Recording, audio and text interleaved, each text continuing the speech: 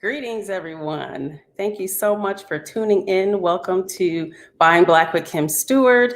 Today, I have an awesome guest, but I first want to just say, please make sure that you share this. Thank you for tuning in. I know it's a lot going on because this is the DST edition today because it is January 13th, Delta Sigma Theta Sorority Incorporated Founders Day, and I'm so excited about that. And we are still going to go ahead and have this show because it is, like I said, the DST edition. And if you too would like to get on the show and you have a business, we here celebrate and showcase Black business, Black and brown businesses, and we would love to have you on the show. So please DM me, reach out to me on Facebook or on Instagram. We would love to have you on the show because here we talk about all of the ins and outs of owning your own business, starting your own business. And if you're thinking about starting a business, please do. Go ahead and do it. Just go ahead and start. So let me introduce my beloved friend and soror of Delta Sigma Theta Sorority Incorporated, Dr. Connie E. Rivers Mitchell, DC, MED, BS, DST, all the good stuff. Anyway, she is an award-winning educator and servant leader, as well as a dedicated wife and loving mother of one son, Benny C. Mitchell III, a current senior at the University of Central Florida. Dr. Mitchell is a Georgia native, blessed with many gifts, skills, and talents, and her love for knowledge, extensive service in multiple areas, and proficiency for problem solving, making her a sought-after consultant in the areas of research, education, wellness, and the nonprofit sector. She owned her skills and formed Rivers Edge Stream and Consulting in 2015. She travels extensively to share her knowledge as a speaker, workshop and seminar facilitator, and an advocate for youth enrichment, empowerment, and inclusion. Dr. Connie, as she's affectionately known by her I Rise to STEM youth enrichment scholars, has impacted her community by creating innovative pathways for learning and encouraging positive youth engagement for the underserved in her locale of Daytona Beach, Florida. She is also a proponent for healthy, sustainable living as a chiropractic advocate and former clinical research fellow. She is an avid supporter of the American Cancer Society and volunteers for the Volusia County Extension's 4-H Youth Development Program. And like I said, she is my beloved friend and soror of Delta Sigma Theta sorority. Please welcome Dr. Connie E. Rivers. Thank you. Oh my gosh. Ooh. Yes. Hey. How are you doing? Happy Founders Day. Happy Founders Day. How are you? Looking so beautiful. Thank you so much. Yes, thank you so much for coming on and telling us about all the things you do. Because first of all, I just want to congratulate you. You just graduated from Bethune-Cookman with your master's in education in the middle of a pandemic. You just graduated in November, a couple months ago. Right. Yeah. So tell us, having your own business and still getting degrees and things, how do you plan to use your master's? Or are you using it for something different? What's the plan? Because that's a lot. It's a lot. And it is definitely my pandemic degree. Yes. So Bethune-Cookman University was already my alma mater. I received my first undergraduate degree from there, which is in chemistry. Okay. And that was some moons ago. So this opportunity arose because I had already been teaching locally in Volusia County schools. I was a general education teacher teaching math and science, but then I ended up picking up a certification in ESC some years back when there was a need at a high school. And so in doing that, I learned a lot. I learned a lot about the IEP process and everything that it took to from a person or as a teacher or a parent seeing something not quite right in the way a child learned or how they were retaining that information to the process of them actually receiving a diagnosis if that was required, or to the process of going through the process of getting to an IEP, which is an individualized educational plan for a youth. But the opportunity for this degree came about probably in the process of about a year or so ago. I was teaching at a local school, middle school, and actually overheard a teacher talking about this program. And then, people assume because you have whatever you have that you don't need anything extra, but they don't know what the vision that's in play is. And so it took me a while. It took me a year before I actually applied for it. I applied and then I forgot about it. And we were supposed to start, our cohort was supposed to start last fall, but then the hurricane happened. And so things were delayed. And so they were like, we'll start in the spring. Well, so we started January 2020. And then by the time spring break came around, guess what? We were in a pandemic. Right. So, so we pushed through it. We got notices that, hey, we're going to push through this semester. We're going to push through the summer and we're going to push all the way through. And by the time the pandemic had spiked in this past fall, then we were told that our fall semester was shortened, which was fine with me, but that meant a lot of work, doubled up work. Yeah. And I have to say, being out of school for about a decade, I think, it was eye-opening because you think, I got this. And then you're like, no, I ain't got this because this is a lot. Like there was so many different things. That was the first time I had to do a full degree online. I've never done a full degree online. I've always sat in a classroom. And so that was different. Yeah. It's one thing to teach it, but it's another thing to be that student. Right. And there was a lot to get used to. Yeah. And so Yeah, just a lot. But anyway, I finally got through it. Businesses, you're teaching as well. Yes. Yes. Okay. Okay. Hmm. Okay. I didn't even know So because that's why I'm yeah, like, who is she? yeah, Okay. Okay. yeah, But it still goes hands in hand because you still teach with your iRise to STEM. So tell yes. us about iRise to STEM. Okay. So I Rise to STEM was birthed out of two things: a need in the community and a Mhm. need for me to find a way to use my gifts to impact kids. Right. And the funny thing about that is I never wanted to be a teacher. And people laugh when I say that, but I Yeah. didn't. I come from a family of teachers. I'm a third generation teacher. My grandmother was a teacher. She taught in schools that looked like what you would see on Little House on the Prairie.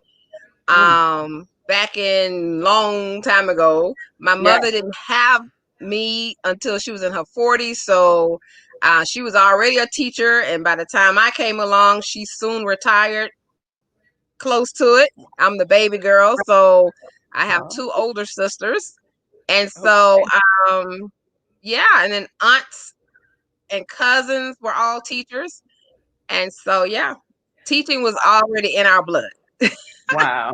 Wow. So I So Rise to STEM came about. Oh, sorry. okay. I Rise to STEM came about, one, because yes, teaching was in our blood. My mom taught high school science, and she was a musician in our community as well. So um, she always said that we had to be well-rounded. That was her Mhm. thing. She wanted Okay. to make sure we were well-rounded. We did arts and crafts at home. We can all crochet. We can all needlepoint. We all read probably hundreds of books in the summertime because we competed against each other. I have two other sisters.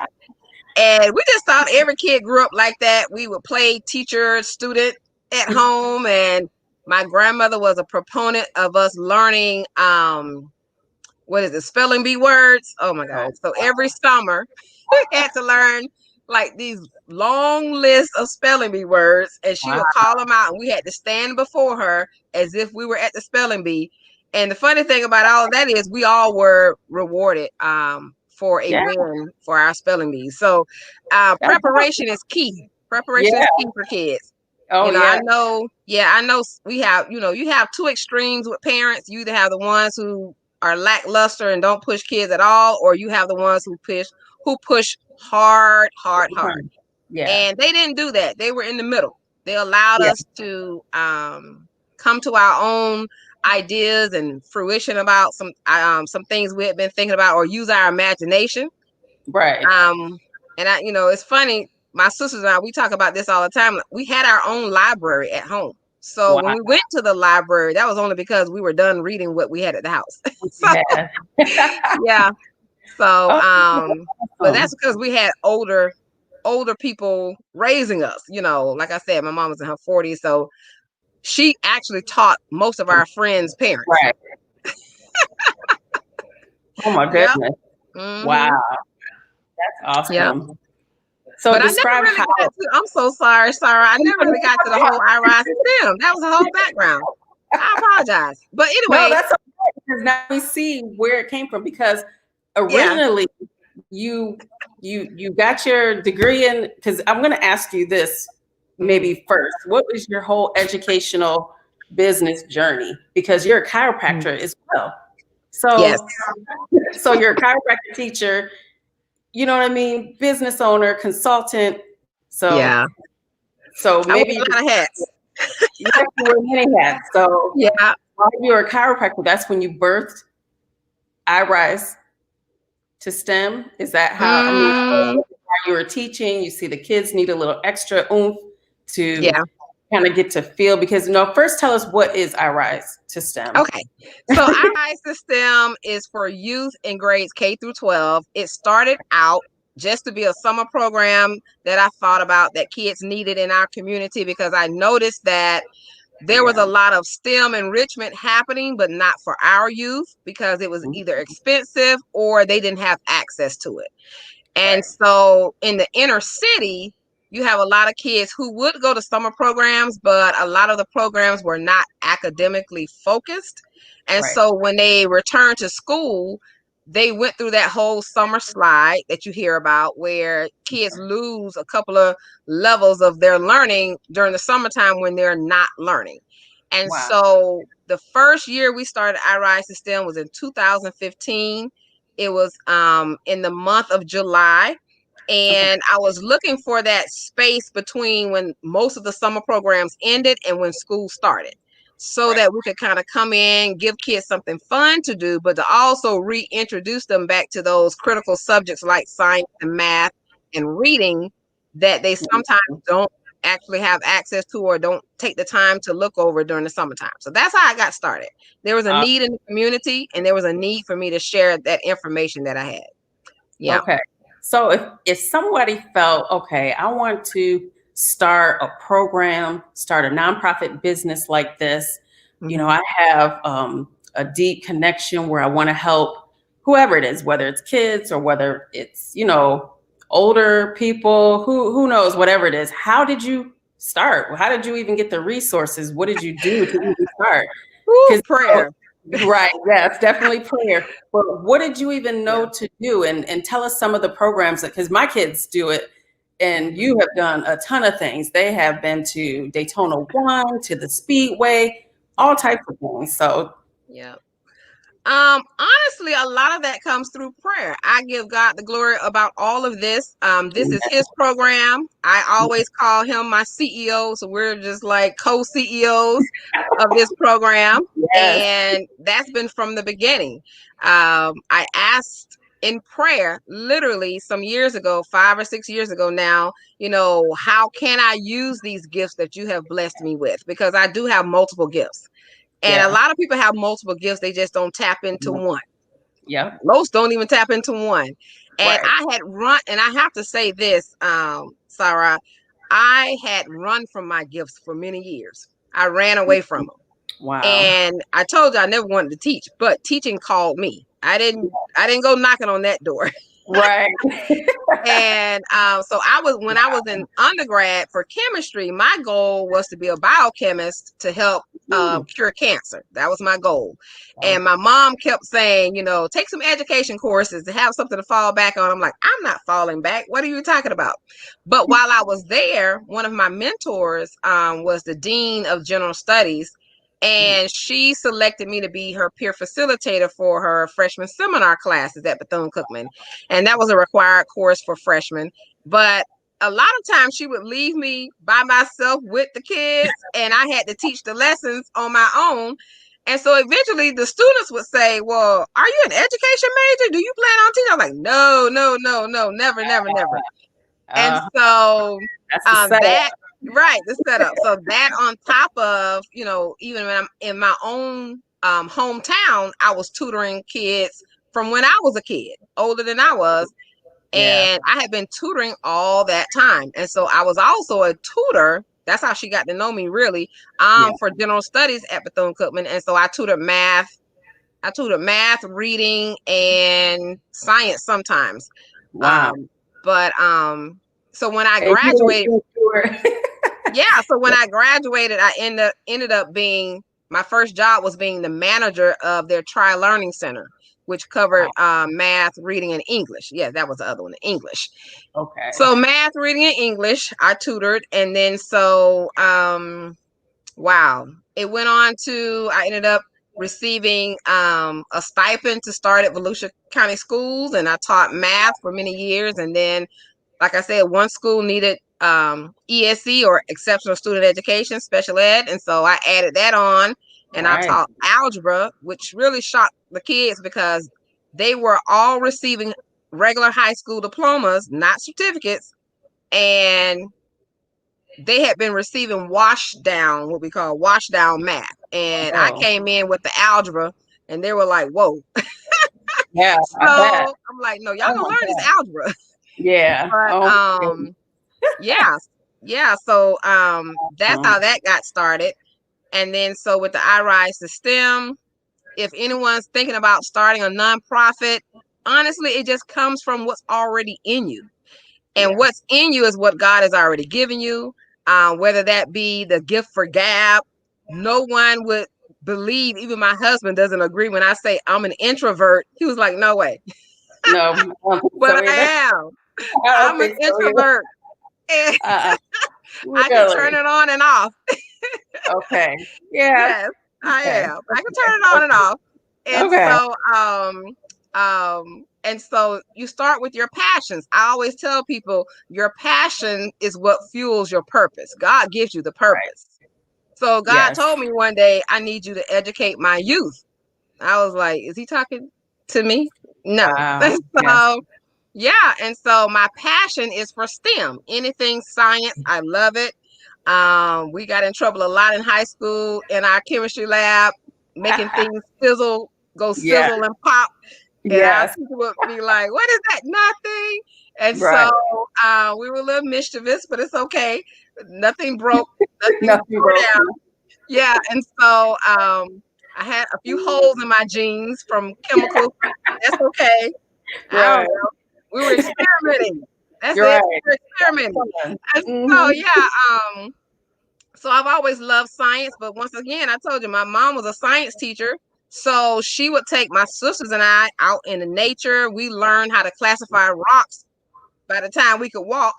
We Wow. knew she was the first person who had us stargazing. She could look up in the sky and show us Wow. the constellations and name the constellations, and it was Wow. almost like the dots were connecting before our eyes. So Yeah, that's awesome. So yeah, see, you just took what you learned growing yeah, up and right. just taught that to the kids that probably some of them maybe never even heard of any of these things, classifying rocks Exactly. and constellations, you know. So that's amazing. That's And amazing. that's really how it was birthed, because I said kids should learn the way we learn about science. Yeah. It Yeah. sparks an interest in you and it never goes away. Oh So yeah. yeah. Yeah. Oh, Mhm. that's amazing. That's amazing. So what with iRise in STEM, iRise to STEM, excuse me, what is the next thing that you have going on? If you know, the kids want to do something, what is your next? I know you have something going on all the time. Someone asked me, does she have a summer program? I'm like, she has a summer, winter, spring, fall program. All the time she has something going on. So what do you have on the table right now? And the funny thing is, I have to scale it back a bit, especially with the pandemic. We had to pivot, where we did a lot of things face to face. You know, we took trips. Yeah. We were actually scheduled to go to Atlanta, Georgia, to do college Wow. tours, to do Wow. all kind of things we were going to do with the kids last spring break.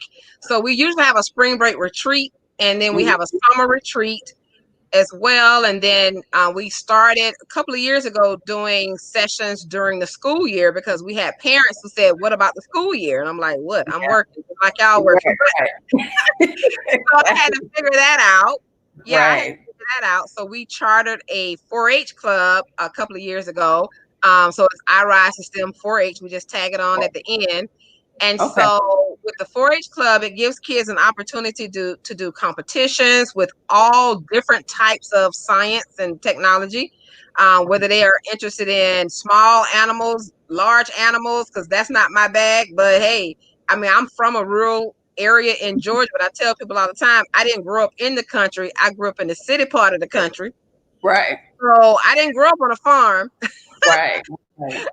We Wow. lived in the county seat. So all of that was foreign to me.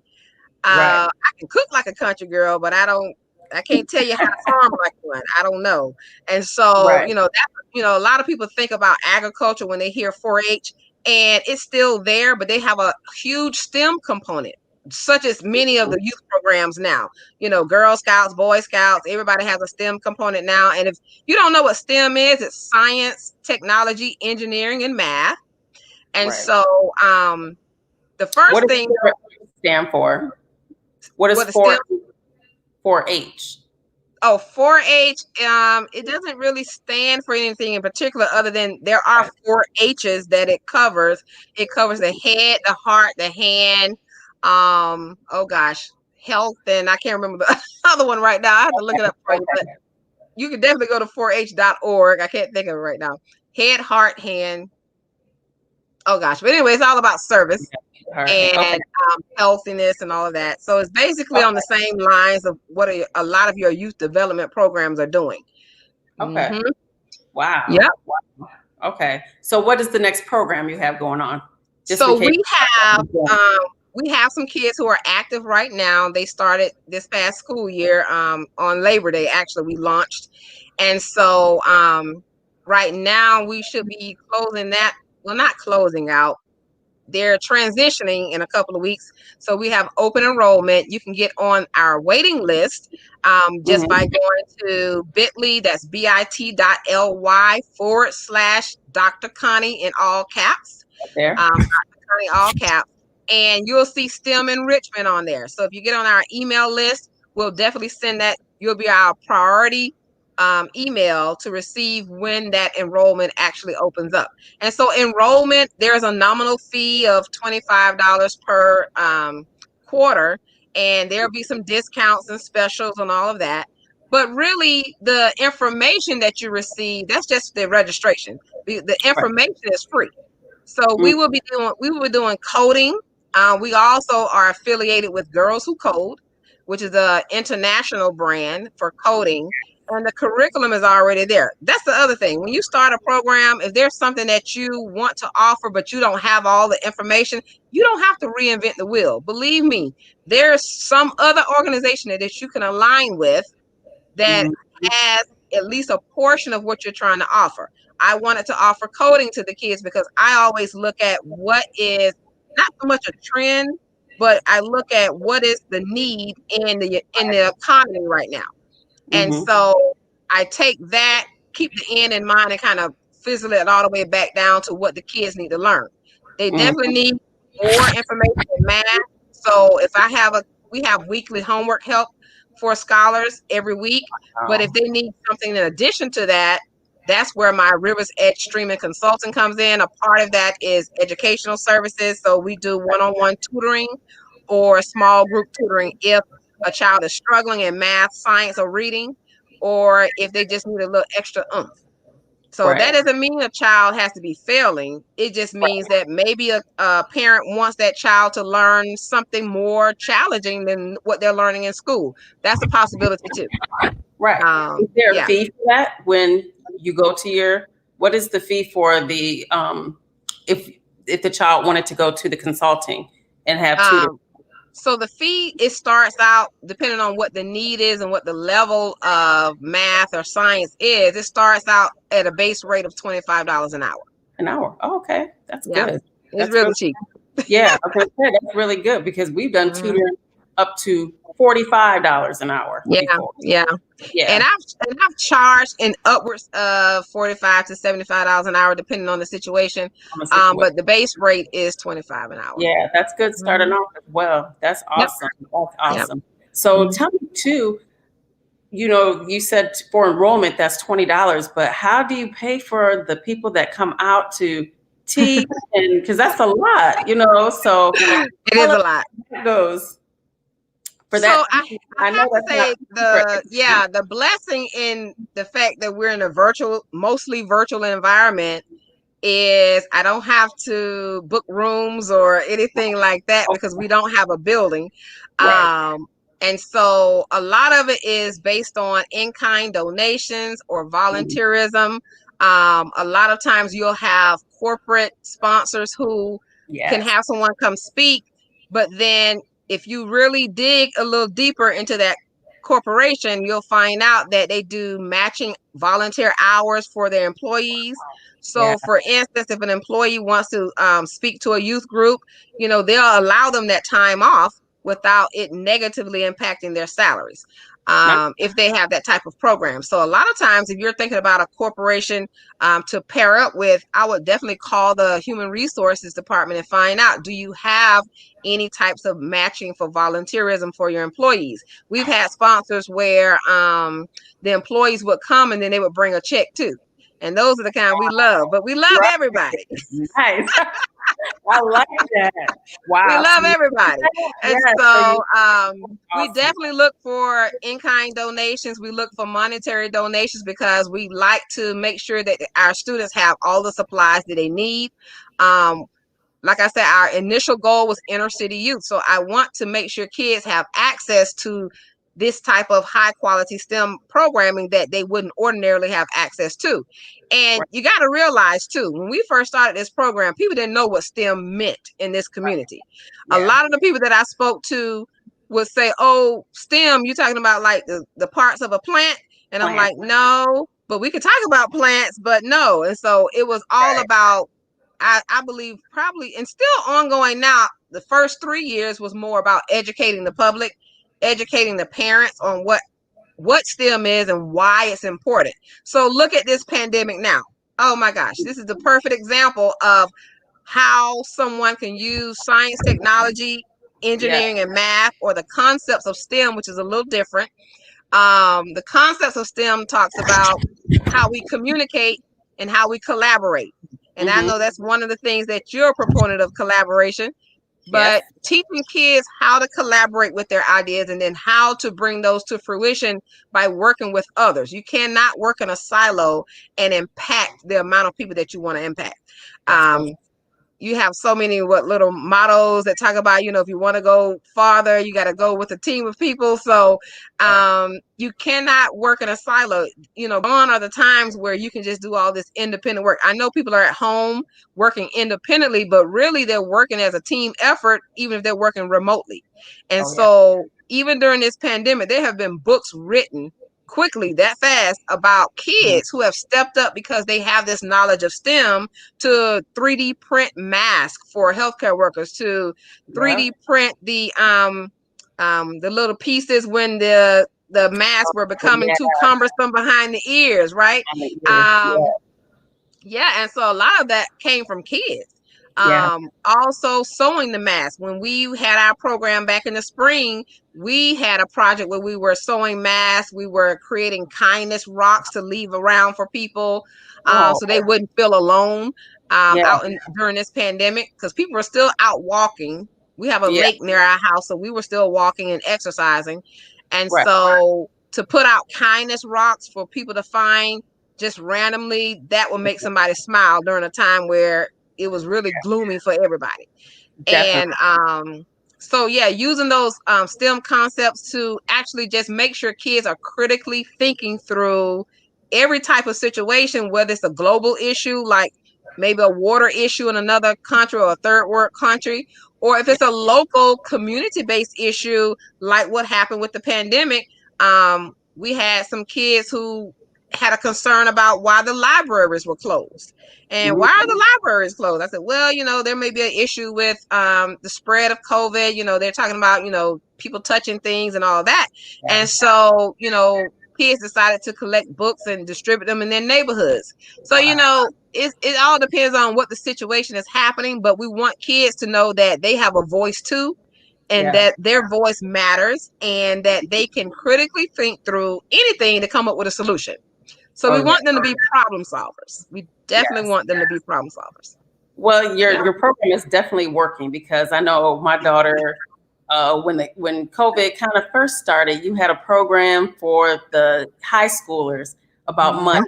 She loved that. She took so many great notes, started her Yes. little bank account, talking about investing and all this type of stuff. And I'm like, okay, Awesome. hold up, hold I up. love it. I Yeah, love it. My whole thing is, if I just spark something in a kid yes, that makes them think, oh wow, and I can do this, because a lot of kids don't think they can do a lot of things. But we do talk about financial literacy. We talk about the stock market. We talk about starting your mhm. own business, entrepreneurship. Oh Like, yeah, why is it that a child can't have their own business? There's no reason why not. And yeah, so a lot of our speakers were kidpreneurs. So they yeah, got a chance to see kids that look like them who were doing it their way. yeah. From baking to writing books. We had a child author on who had written his first book when he was 6 years old. By the time he spoke to our kids, he had already written 3 books, I believe, and he was 8 years old. Oh my And goodness. so, all the kids right now have journals. And so I tell them, write and write often, because one day, years down the road, somebody's going to ask you, what was that pandemic like? Yeah. And you will have written down some thoughts and ideas. And we've talked about mental health with kids. We've had counselors come on and talk to them about social emotional learning and how are you feeling during this pandemic. We've done all of that. so that we know that they're good. Yeah. And That's so great. a lot of times parents are going through a lot, so they forget to ask the kids, how are you doing during this? Or Right. if they do ask, they may not know how to handle the responses they're receiving. And so Right. that's why I made sure we had a mental health counselor on with the kids to give them that outlet to be able to express themselves. Mm-hmm. That's awesome. That's Yeah. awesome. Now, you described what STEM stands for: science, technology, engineering, and math. What Right. is STREAM in your STREAM? Put it up here. Rivers Edge STREAM and consult. Yes. So, what does STREAM stand for? And tell us Stream. So everything when I that yes, entails the consulting business. I would tell you the truth. Stream is actually a merge between my mom and my Aunt Ruth. So, and let me say that my mom was a science teacher, but my Aunt Ruth taught English and reading. And Okay. every summer she would have these I don't know, I don't know, I guess it was more like enrichment, I guess, but really like a summer help program at her house. And Oh, so she would always call down because we only lived a block away. She would always call down and say, send the girls up. I need some help. So she would have students come to her house. They would receive reading help, English help, grammar, all of that. Of course, coming from a family of teachers, our grammar was corrected every day. So we I didn't bet. get offended if a subject and a verb didn't agree and we got corrected on it on the spot. Fine. So Right. my sisters and I, we can all write very well. And so reading was always instrumental. I told you we would have competitions on reading just between my Right. sisters and I. And Right. so when I thought about STREAM, and that R stands for reading for literacy, and then of course the A is for arts, because I want to make sure the kids Mhm. have a well-rounded experience as well. Now, I So didn't coin science. the term, but when Okay. I came up with it, I didn't know the term had already been coined. And so sometimes you'll see people use STREAM for different other reasons. The R could stand for reading. It could stand for religion sometimes.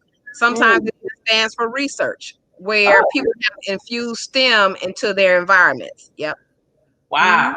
Okay. Yeah. So it's science, technology, reading, Reading, engineering, art, art, math. mathematics. Yeah. Wow. I And get it now. so, I had yeah. no And, idea because like yeah. Rivers Edge, I'm thinking Rivers Stream. Now you know that's bad. Well, that Then was no, but but I'm going no, that's a with, branding concept. That's a branding concept. of course. Rivers is my maiden name. So, Right, yeah. right. So I'm Mhm. like Rivers Edge Stream and consulting. Okay, so what else is entailed in the consulting part of the business? It's mostly mentoring and tutoring, or is it more to it? Do you consult other? Yeah, it's more to it. It all depends on, Okay. and I'm gonna tell you, this consulting came about because a classmate of mine, she would say to me, Connie, you got all these people calling you about asking you different questions. You don't charge folks for that? I said, oh no, if I know it, I tell them. If I don't, I tell them how to find the information. And so I really got to thinking about that. And I said, well, maybe I could, make something a little Mhm. bit more structured.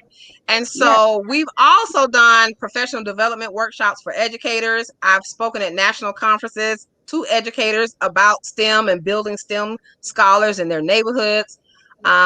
We've also done health and wellness talks. Wow. So I am a chiropractor. I don't even think we touched on that too much, We can't do that at but all. yeah, but I'm not currently licensed, so I do not practice chiropractic, but I did my postdoctoral fellowship in clinical research in Iowa at the Okay. fountainhead of chiropractic at Palmer Okay. Center of Chiropractic Research. And so I still do chiropractic research. I still um, pull information. Sometimes I send it to docs who request information about, if a doctor has a patient who is having issues that maybe their techniques are not working for them right now, there may be some research about it. And I'll be honest, when we were in chiropractic school, during the time that I was there 10, 12, 13 years ago when we started, um, there wasn't a lot of talk about research, but I already had that background, being that I had a chemistry degree and I always wanted to do research. And so that was something that some students and I really pressed upon while we were there. And Okay. so even while I was in school, we would do a lot of lit reviews and such. And we created a research club while we were at Palmer. here locally in Florida, and because it was much needed. It was much needed. And so when I did my postdoctoral research fellowship up in Iowa, of all places, it was cold. It was cold. I'm from the South, y'all. It was cold. We learned a lot about biostatistics. We learned a lot about implementing, like I look at this COVID situation right now and the vaccination that's out. And I'm on the fence about a couple of things, because I do have a clinical research side of me, and then I do have a holistic side of me. Right. So I fall in between, the body can heal itself and give the body a chance to heal itself. And then I also see, though, how clinical research can really help. So, for instance, one of the major projects we were doing when I was in Iowa was we were looking at how chiropractic adjustments could help lower blood pressure in patients.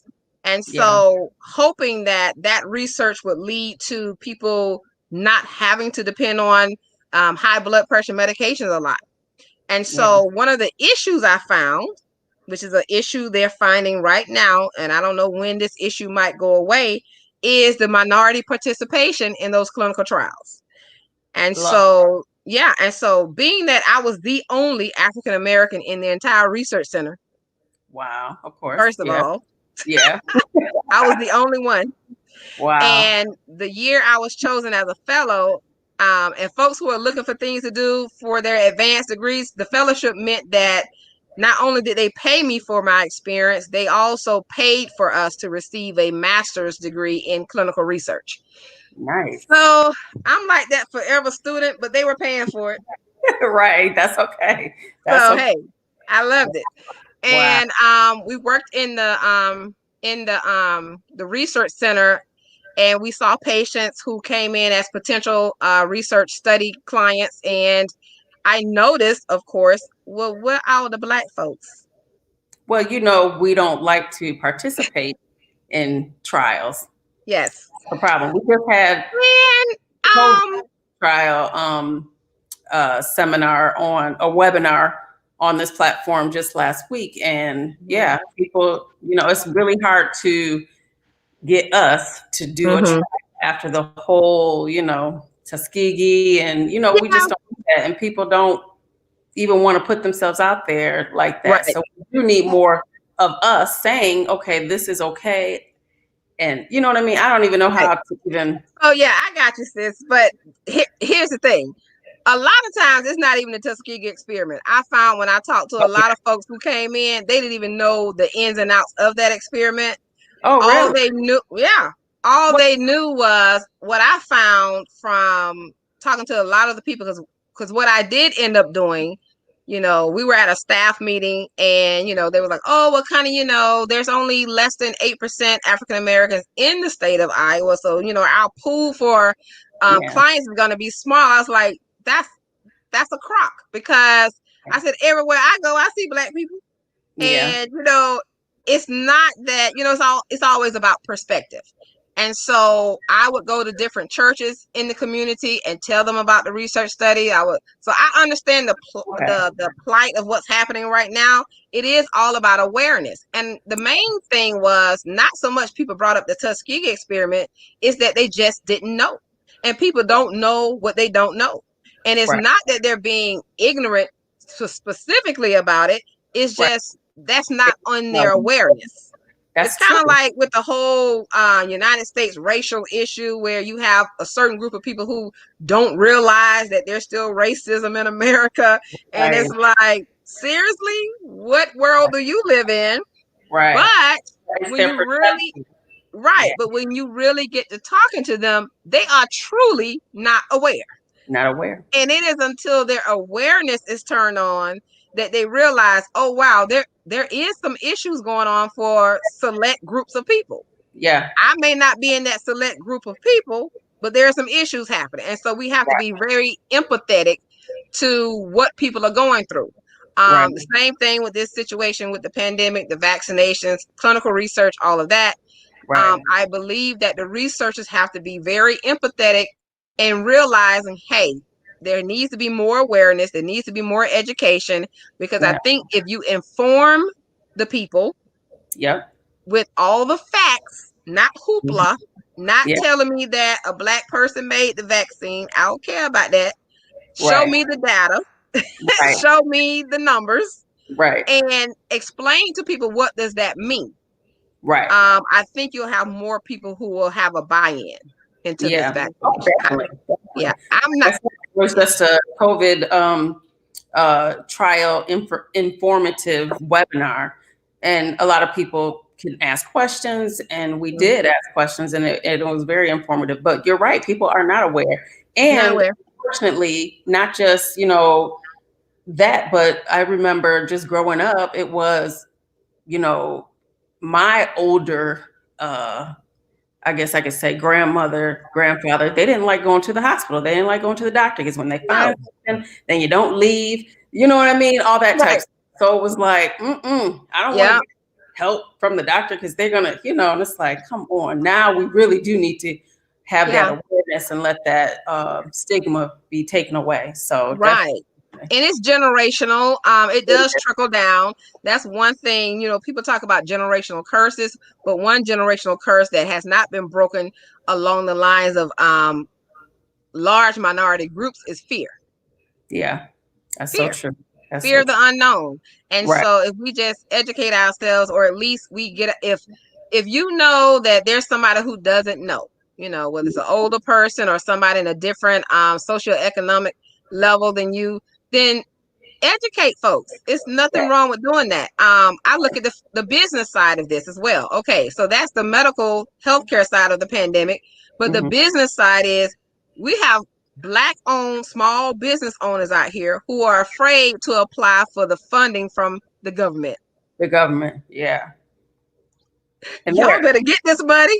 right. They are easily giving this money away to small businesses. So yes, I heard the paperwork only takes like 10, 15 minutes. And Listen, yeah. when they came out with the first SBA disaster grant, not loan, the Mhm. grant, The they were grant. giving away money by the thousands, Yeah. and people were afraid. And I was texting everybody I knew who had a business. Right. Go on this website, and it literally took, I want to say 10 minutes, like you say, Yeah.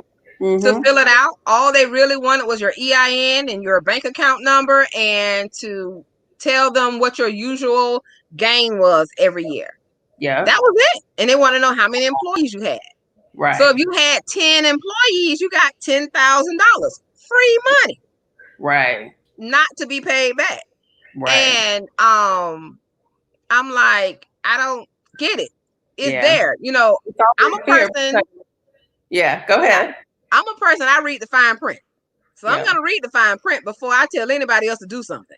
Right. So, or make a suggestion. So I had already read the fine print. I had already read the 30-something pages they sent out from Congress about what it was going to be like. And then, but people were still afraid, because they just felt like it was some kind of attachment to that from the government, because we don't trust the government. We don't trust the government. Right. I was going to say, I can totally see that. I can totally see that. So my next question is, what do you know now that you wish you knew when you began all of this? I'm going to tell you the truth. I wish I had known to really trust God like you're supposed to trust God. Because when I first started, I had nothing in my pocket. My husband could tell you, because he's been here to see the whole process, where when I first started the program, we had no sponsorships. We had no budget. Right. Nothing. Right. And he would always say for years, well, you got enough stuff in this garage to start a school. And so I said, well, hey, I went in my garage. I had a microscope. I had this. I had that. Wow. And we started from there. And so the more the word got out about what we were doing, then of course the sponsorships came in, and they didn't flood in right away. So if you have a vision and you're trying to get things going, yeah, you're going to have some times where it looks like nobody's noticing you. It's going to look like, is this on? Checking your mic. Is this thing on? Nobody's hearing you. You might be on social media doing videos every day. You're not getting one like. Keep pushing. Keep going. Because whether people are clicking like or not, somebody is paying attention. Somebody's looking at, are you bearing any fruit? And so a lot of times, because of that trust issue, and this came up in prayer one time, the Lord told me that they had to trust you. Because even though I had all this knowledge and I had all this information, if the people don't trust you with their kids, they're like, I don't know you. And so you have to give the process a little patience and a little grace. And I wish I had known back then not to stress out about the little things. And even though you know that, but you still stress out about, well, Lord, I'm doing all of this, so why are the people not coming? And it's like, keep building it. They will come. Keep building it. So that's my advice. Keep building it. Yes. Do you have any other advice for anyone that wants to start a business or start a nonprofit or consulting agency? What would you tell them, like right now, if they were like, okay, I have this idea and I'm gonna do it, but I'm afraid, or how should they start? Okay, first of all, don't tell everybody. That's number one. Because sometimes we tell people to get validation that that's a great idea, and they're not going to tell you that.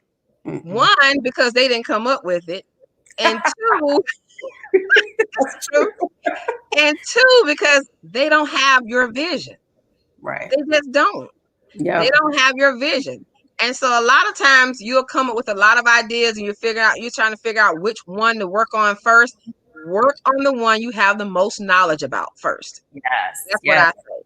And you can branch out later. It doesn't mean you have to just stick with that one. I had someone send me a message one time. They said, well, did you give up chiropractic? I see you working with kids a lot. But the thing is, I've always worked with kids. When I was a kid, I've been working with kids. Right. And so, no, I don't have to give up one thing to do another. Right. All of it kind of comes to fruition in a way that it works together. Yeah.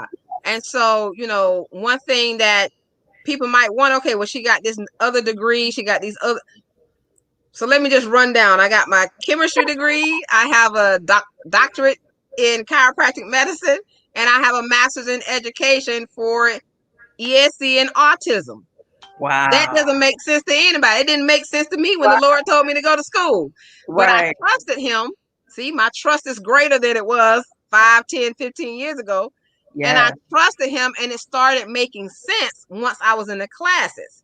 And I said, oh, I understand now, because we have a population of kids right now who are not included. I don't care what the law says. I don't care how many diversity and inclusion workshops people go to. We have a population of kids who are not included, and especially not included in what we call advanced subjects for STEM.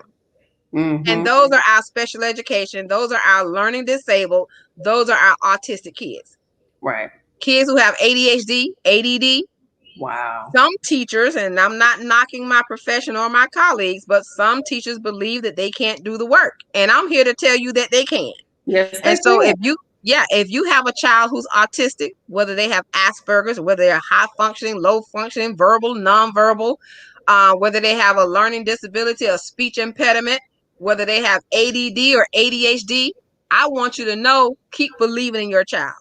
Yes. Your child can do anything God puts before them.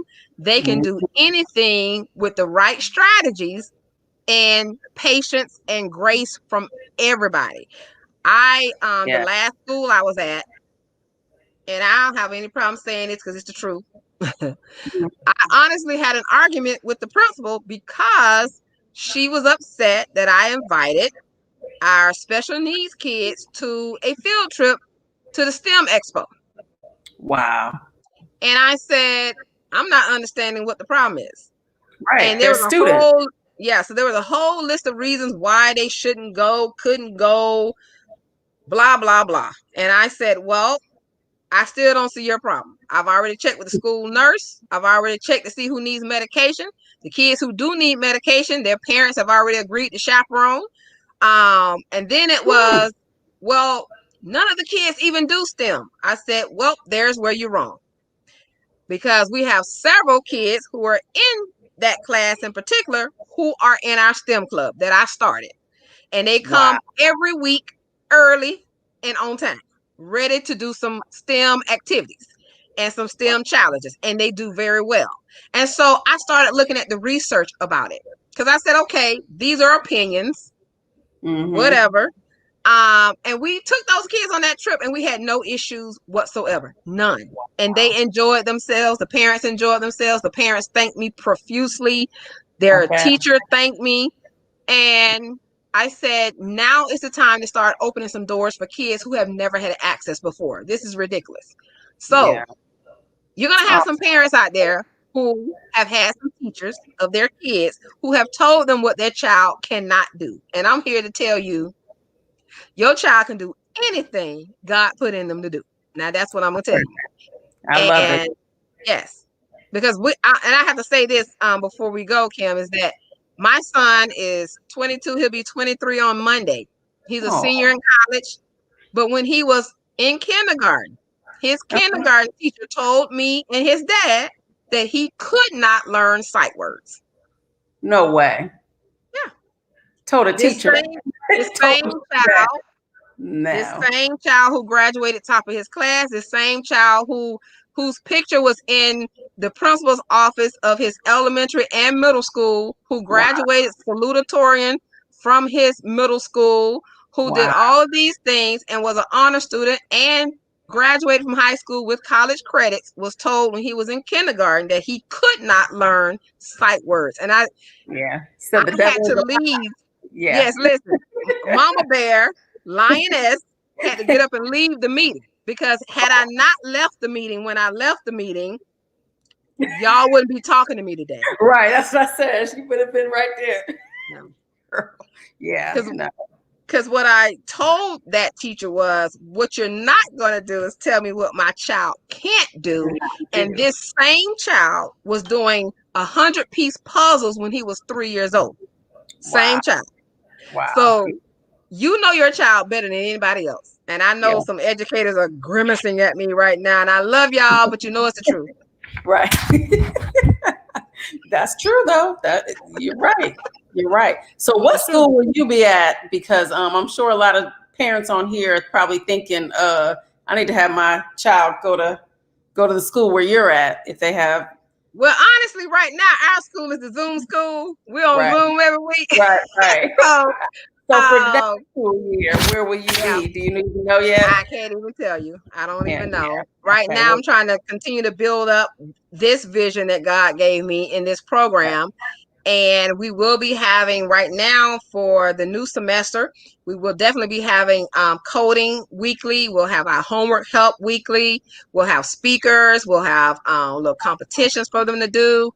Nice. And they were just on with the Fresh Book Festival this past weekend, this past Saturday for the Children's Hour.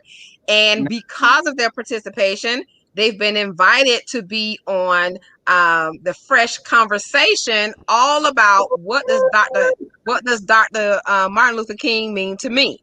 And so I've been feverishly trying to get that information out to parents and trying to get information back from parents about the kids who actually want to be on camera, who want their picture in the marketing. And this is not even mine. So we get invitations from other youth programs, from other, if you have a youth program and you want to implement STEM, definitely give me a call. Go to that bit.ly link, Dr. Connie in all caps, because we actually, help other youth programs by offering outreach for STEM. Yeah. Wow. Oh man, that is awesome. That is amazing. And we have our time is up basically. Okay, we can talk all day. I know. I'm gonna say I could, because this is so much information that is just valuable, especially for people that are asking about the summer program. Because you're right, our kids may sit around, they want to play video games and just do stuff like that, but they need to be enriched and they need to. But hey, video games are okay with me. It's just how you utilize them playing the video games. Right. But not all night long, because my son could go till 4 o'clock in the morning. So yeah, we're not doing that. Yeah, that's true. That's true. That is true. That is true. Yes. Well, again, I want to say happy Founders Day. Thank you, everyone, for tuning in. And I gotta end us off with a little DST. Yeah. Happy Founders Day to all the Deltas. Oh wait. Yes. DST. Got a little red alert right here. Red light. All right. All right. Now y'all see I got my hoodie on too. It's red, but this is Dr. Connie's STEM. This is our quarantine 2020 edition. And so Dr. Connie STEM Lab, you can get any merchandise by going to that site as well. Go down to our STEM gear to support our youth. We appreciate you. We really do. Thank you so much for coming on. Thank you. I appreciate you. Yes. Have a good night. Thank you. Good night. Good night.